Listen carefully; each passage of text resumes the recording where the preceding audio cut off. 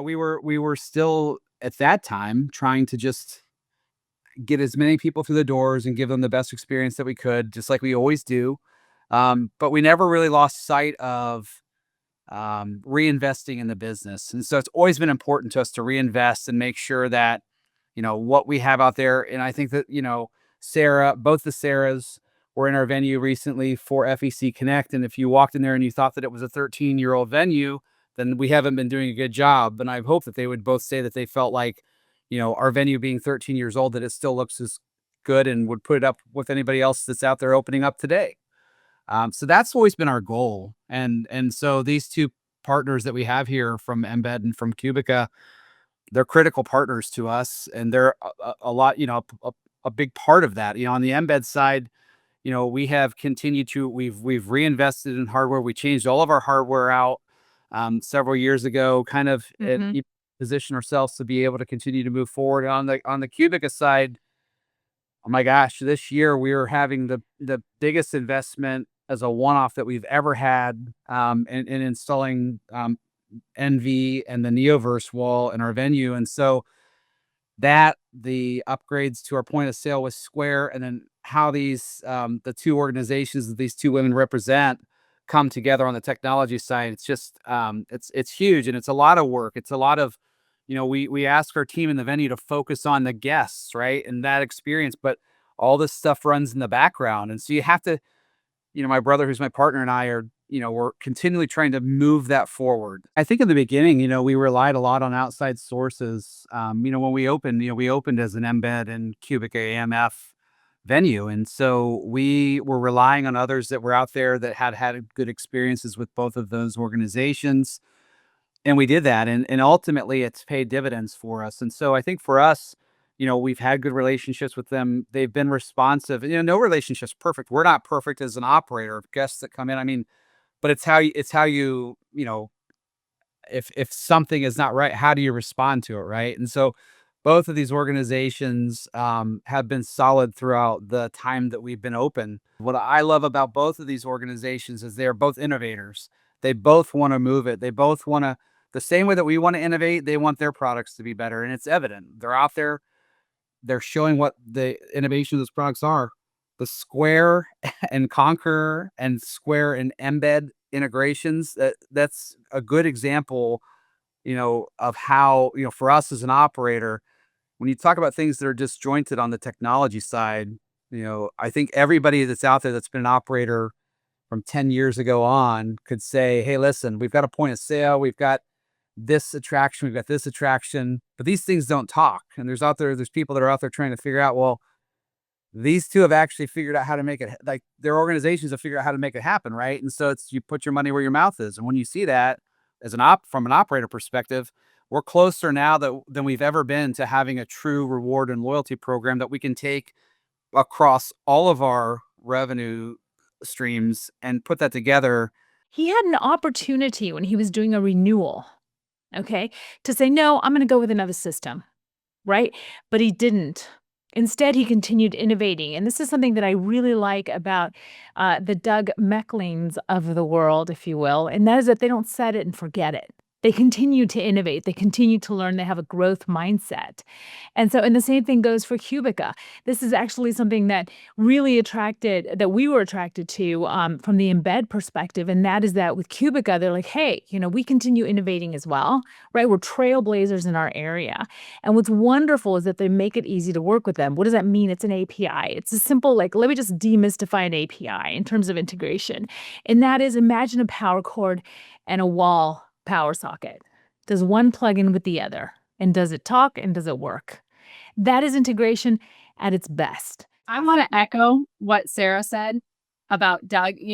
Doug is tough. Like he is, and I mean that in all of the good ways, Doug, because you do it right. Like I remember, like you had great opportunities because every time you innovate and you grow, you do the research. And it's so funny because we run into customers all the time and they're either so price focused or not relationship focused. And that makes it difficult. It makes it difficult on the sales standpoint because Cubica is a relation-based company, right? We sell what we believe in. We want to work with customers and vendor partners that are like-minded. And even though Doug may seem tough, he does all the right things. He is constantly researching. He's constantly holding vendors accountable. And before he makes a decision, and I know the Neoverse Invest NV was a big decision, as he said it was the largest capital purchase he's made probably in the past 10 years. Those customers, the customers that take the time, they'll find the right partners. We pray it's in us. Sometimes it's not. I mean, we can't be a great fit for everyone, but I want to just encourage whoever is listening to this to do the research, take the time, be tough, do all the things before you invest in a partner to make sure that that partner is a good fit for you, because it's super important. Sara said to me, if you buy on price, you're going to pay twice. I mean, you mentioned that to me once and I wrote it down and I thought, oh, because it'll cost you if you buy on price. It'll cost you if you don't ask questions like, hey, who are the rest of your customers? Who has developed your tech? Do you own your IP? Right? And if you have a data center, am I going to recognize the name of your data center? Everybody recognizes Amazon Web Services. Everybody recognizes Google and Apple. They know it's enterprise level software. And what I usually like to tell people who, let's say, are unfamiliar with Embed is that, listen, we work with the best of the best because our customers like Doug, are the best of the best. Right? And the best of the best, to Sara's point, they are demanding. There's no question about it. They need reliability. They need scalability. They need enterprise level innovation. And they need to know that you're going to help take them to the next level, right? Because I know Embed is not a low cost leader. And we would never go out there and be like, oh, we're going to be the cheap. No, we're going to be the most reliable, the most innovative, the most trailblazing, just like Qubica. And for me, I was blown away, Sara, when you were sitting on that panel at Amusement 360 and you're like, hey, because you had an audience full of people that were thinking about, setting up their venues. And I love that you were able to come in and just say, bowling 101. Let me demystify some of the misconceived notions that people have about bowling, that it's hard to maintain, that it's costly to maintain, that your ROI per square foot isn't going to be, as good as an arcade, that the bowling balls, and then she whips out these little balls and then they start a discussion about ball size, which was hilarious. So anyway, I just think that, you want to have partners who are, at the forefront of trailblazing technology. So Qubica is really unique because we manufacture all of our products in the United States outside of our software, which is manufactured at our headquarters in Bologna, Italy.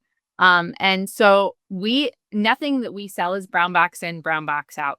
So we don't just drop off a quote. We don't just say you need this, because you might not need it. It might not be a good fit for you. And when I said Doug was tough, it's because I will never forget the first time I talked to him about the Neoverse video wall. We were in Texas, and he had a lot of questions, some of which I didn't have the answer for. And I said, we're going to find someone on our team that does. And we do. We have an entire team of hundreds of people that will watch us and be like, Sara, you sit through training, you know this, but I can't know everything. And we have a great tech department. And so I will say that questions to be asked are, if I have a heavy food and beverage, how will your system handle it? What does your scoring look like? How often do you update your scoring? For our Neoverse video wall, we pride ourselves in the amount of content that we create each year, and we make a promise to create X amount of content each year. And I remember clearly, Sara paused the conversation I had with Renee in Dallas last year when we talked about the integration with Square and Embed. And I think that, people that are out there, like, I'm not your biggest customer. I know that. I'm neither one of your biggest customer. But what I'll say about that being a single location venue at this point is that I'm not treated like I'm, like Renee could have been like, oh yeah, that's nice. That's a good thought. But no, it was actually taken seriously and it was seen through to fruition. And so I think with both of these organizations, a piece that it's very important for us on the operator side that we're not viewed as and I don't mean this in a disparaging way, but that we sit up atop of our entertainment peers that are big chains. And in my backyard, I have Topgolf, I have Putt Shack, I have Dave and Buster's, I have Slick City, I have Activate, I have all of these chains that are all around us. And so for us as a one-off to be able to present ourselves technology wise, we're on the cutting edge. People have better technology than us they just don't. And we have that ability because of our vendor partners and back to you guys. And so when you look at pricing, you say, okay, could I save on this? Could I save on that? Sure. There's certain things you can save on, and there's certain things that you cannot save on. And I think that when you have downtime is like death in you cannot have things that don't work, that don't operate. If I go through our game room and I see a red swiper, why is the swiper red? If I go through and I see the pin decks don't have the lights lit up on them and it's a Saturday night, why do we not have the pin deck? Like why are we down? What's going on? And so you minimize the downtime, you maximize the revenue, right? That's the key. And so those are the behind the scenes things. You don't want your customers to have to see that all that goes into that, but we work on that. You try to keep the revenue flowing. So I think it's a value proposition, whatever you want to call it. You pay for what you get. We think as operators, often you're thinking, oh, well, I put on fresh paint. We got new countertops at our, at our bar or whatever, the optics of the visuals, and sometimes ignore updating the tech and keeping current with the tech and being more innovative with the tech. And that's a dangerous cost to your Customers business. are savvy. Customers are savvy. They know what's going on. They know That's right. when they walk through the door, whether they know that. And again, in this competitive environment that we're in, you've got to stay on top of it. For us, I know that this, again, the things I told you at the beginning that are important to us, the customer experience being paramount to everything else. We never think we've gotten there. There's never been a point, and I don't ever see us having a point where we're like, there's high fives along the way. We did great for this event. We did great for this group. We did great for this implementation, whatever it is. But then it's kind of on to the next thing, right? It's like you win that, but then we got to go win the next one too. So again, it's not like one singular thing. It's just continuous growth and innovation and improvement. And on the technology side for us, and I think this is probably more relevant for both of the Saras, but if we're not, I'll take Square as an example. We had a legacy Micros point of sale system. Nothing wrong with it necessarily, but let's make it easier for the guests, right? What are people used to when they come and they transact in places like ours or restaurants now versus bringing out a credit card slip and signing that, so it's little things like that, I think, on the technology side that are going to continue to evolve. I mean, I don't know, Sarah, as you tell me, is there anything we don't have, like that we have that could be better technology right now? I don't think there is. I think we got the latest and greatest, right? So That's right. yeah. But I love the focus of customer, like what's the customer's experience? Yeah. And that's what's spotting the innovation for you of what you're looking for in technology is what's going to make that smoother and easier, right? More interactive. And I think, Yeah. and I think that's always the lens of the FEC business owner is what's the the experience economy, Pine and Gilmore, right? Meaning just immersion to gameplay and removing any friction or obstacles is what's most important. And so, of course, they're always going to have their eye on that, right? The lens, if you will, is how they'll view their business that way, as the customer experience. Now, from a tech development perspective, you can't be in tech and not have a growth mindset, right? There's no way. Okay, and so the challenge for us right now is, and this won't be new to you, Denise, because you've heard it already before, is very much about AI, right? And how do we use AI to put a layer of AI on our existing products, just like everybody else. Everybody, by the way, everybody on this phone call, whether you know it or not, you're already using AI. So let me just demystify that, right? But in terms of our technology and what we have, like how do we put that one layer of AI that will add a layer of automation and hence productivity for the operator? Okay. And again, it's just removing friction and adding productivity in its place via automation. And in order to do that, you have to be willing to learn, unlearn, and relearn, right? You have to be able to manage the paradoxes of any given situation and know that two things can be true at once, and then making a decision about what you choose to believe, right? And so that's basically the philosophy that I have at the moment, in which I'm trying to keep that intellectual dexterity, the ability to be able to pivot on ideas that we have, because there's a lot going on with AI, and it's really easy to go down a rabbit hole and get stuck there. And so as a company on the whole, there isn't a single individual. I mean, literally my copywriter, my creative designer, our developers, everybody is looking at AI and how do we use it to maximize tenfold per individual the productivity of each person. So that's basically where we're at in terms of innovation and having a growth mindset. And that's the approach that we're having, is just learning, unlearning, and relearning. One, if you're overwhelmed, make sure your bathrooms are clean. If you are a bowling center and you are out there, like if you have clean bathrooms, like you are winning the game already, right? Like every time I go into Doug's facility, the bathrooms are clean. And even if it's a small victory, they are clean. And that makes a difference, because I will go back because he had a clean restroom, right? Like it's no different than a Buc-ee's gas station. The bathrooms are clean. It's okay to stop. But That's right.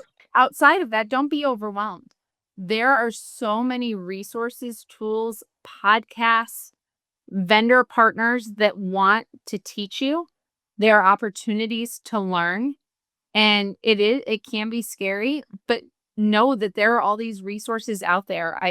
We do events all year long, which I know Sara and I are probably tired of doing at some point, so ignore us if we look tired, because we go to education event after event after event, because there is so many new developments in either scoring technology, whether it be card readers or integrations or point of sale.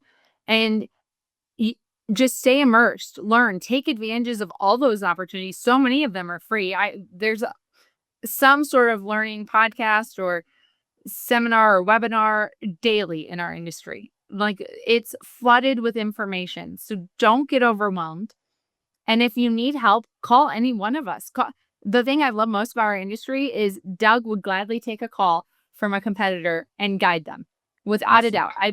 I've never seen one of our customers turn away someone that had questions about products, their business, the industry in general, and use those resources. If you are out there and you are overwhelmed, use the resources, because we all want to help you. And it's a lot. Never quit learning, because And Sara, so sorry to interrupt you, but wouldn't you just agree, because I just saw the sparks right now of magic, wouldn't you just agree that that is what makes our industry so extraordinary? Okay, and I want to just pull in entertainment to that, because and the GrowthPro group, because Denise, that your group, it's small but mighty. It's literally a brain trust, right? And and obviously you have this growth mindset, and you're constantly keeping pace of the pulse of the industry, and you're bringing people together like us, Cubica, Embed, Star Lanes Polaris, to talk about the goodness of what you have here, and these partnerships and these friendships inside and outside of the industry, and the magic that happens when all of us collaborate and we work together. I've been in some industries before, in different tech sectors, as you guys know, That's not and common. it's not common to have people say, "Hey, I'll knowledge transfer you. Absolutely. Let's cross-pollinate ideas. Yeah, that's a good idea." You just don't see that. And so that's, I think, the magic of this industry, and the magic of the Saras, the Dougs, and the Denises of the world. Collaborate with your vendors, right? If you're not working with a partner who is willing to have those conversations with you and find those answers, or at least try, then you're working with the wrong partners, right? Yeah. Very true. Yeah, absolutely. And thank you. And also thank you to Cubica because they joined forces with Embed to put out a bunch of ads. And Doug, you're going to see it in the magazines that are coming out in June and July, basically congratulating you on being FEC of the year. So Oh, thank you for that. I appreciate that. Thank you. It's, Wonderful.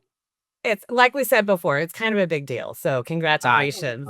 We are a big deal. What can I say? look at Doug. He's blushing. I love it.